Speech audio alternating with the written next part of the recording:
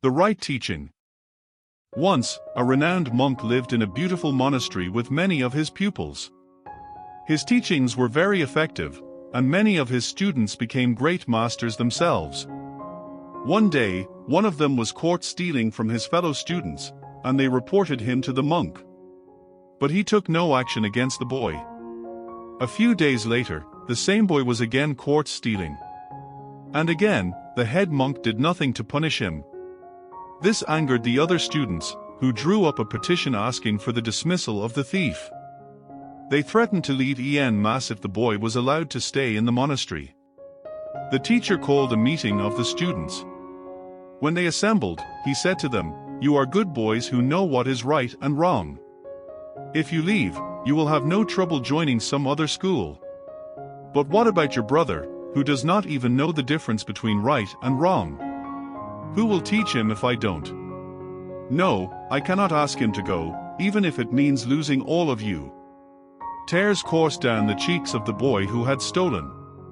But he never stole again and, in later life, became renowned for his integrity. The next story. The Travelers and the Purse.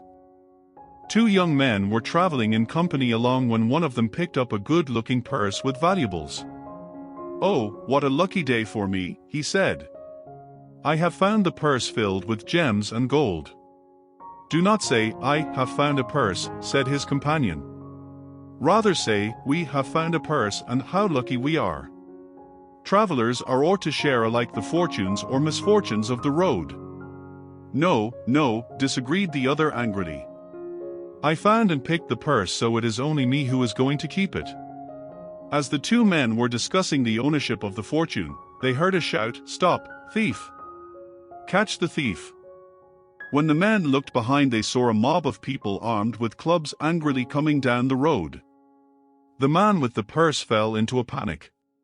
"We are in trouble if they find the purse with us," he cried. "No, no," replied the other, "you did not say 'we' before when you had to share your fortune, so now stick to your 'I.' Say 'I am in trouble.' Don't try to share your misfortune now, when you were not ready to share your fortune earlier." Moral: we cannot expect anyone to share our misfortunes unless we are willing to share our good fortune also. The next story. He needed me. A nurse took an anxious young man to the bedside of an older man. "Your son is here," she whispered to the elderly patient. The patient's eyes opened only after she repeated the words several times. The older man was heavily sedated for his pain, and he dimly saw the young man standing beside him.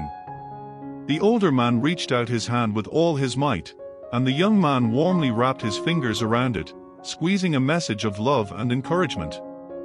The nurse brought a chair for the young man to sit beside the bed. The young man sat holding the older man's hand, offering him words of love and strength all through the night. The dying older man said nothing as he held tightly to his son. Occasionally, the nurse suggested that the young man could move away and rest a while, but he refused. As dawn approached, the older man peacefully died with the young man still holding his hand.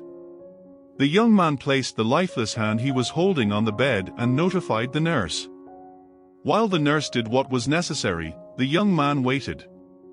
Finally, when she was done with her task, the nurse began to say words of sympathy to the young man. But he interrupted her. "Who was that man?" he asked. The nurse was startled. "I thought he was your father," she answered. "No, ma'am, he was not my father," he answered. I had never seen him before in my life. The nurse was stunned by the young man's answer and asked, "Then why didn't you say something when I brought you to him?" He replied, "I knew there had been a mistake right away, but I also knew he needed his son, and his son just wasn't here. When I realized he couldn't tell whether I was his son or not, I understood how much he needed me to be beside him as a son. So, I stayed." This is not a true story but an incredible work of fiction written by Roy Popkin in 1964.